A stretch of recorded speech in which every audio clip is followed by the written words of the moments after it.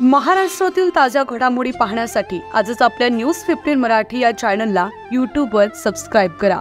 तसेच इंस्टाग्राम आणि ट्विटरवर फॉलो करायला विसरू नका। न्यूज 15 मराठी, आवाज जनसामान्यांचा। विरोधकांचा अफवांना मतदानातून उत्तर द्या, आमदार संभाजीराव पाटील निलंगेकर यांचं आव्हान। निलंगा विधानसभा मतदारसंघात विकासाची गंगा वाहतीये। ही गंगा अखंडित ठेवायची आहे, मात्र काही मंडळी अफवा आणि भ्रम पसरवण्याचं काम करतात।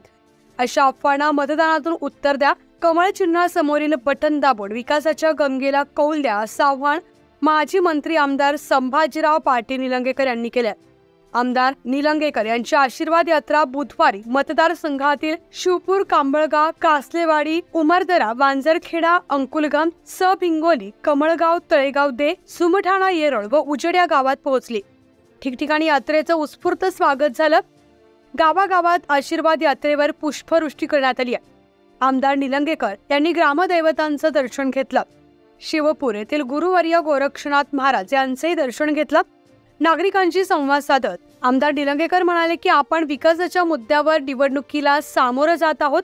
सबका साथ सबका विकास या तत्वावर माझी कारकीर्द आधारलेली आहे। त्यामुळे आपल्या भविष्यासाठी आणि मतदारसंघाला विकासाच्या नव्या उंचीवर घेऊन जाण्यास भरभरून आशीर्वाद द्या, असं आव्हानही त्यांनी केले। आमदार निलंगेकर म्हणाले की आजवर झालेल्या विकासाचे आपण साक्षीदार आहात।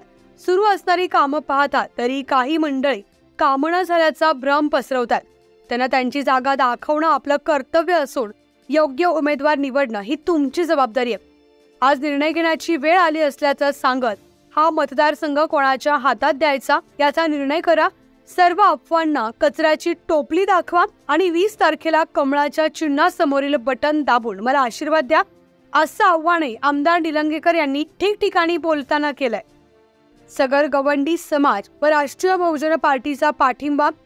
निलंगा मतदारसंघातील भाजपा महायुतीचे उमेदवार आमदार संभाजीराव पाटील निलंगेकर यांना लातूर जिल्हा सगर गवंडी सेवाभावी संस्थेनं पाठिंबा व्यक्त केलाय। संस्थेचे अध्यक्ष संभाजी आयनिले यांनी पाठिंब्याचं पत्र आमदार निलंगेकर यांना सुपूर्द केलंय। राष्ट्रीय बहुजन पार्टीनेही आमदार निलंगेकर यांना पाठिंब्याचं पत्र दिलंय। राष्ट्रीय कार्याध्यक्ष रमेश पवार यांनी हे पत्र दिलं आहे।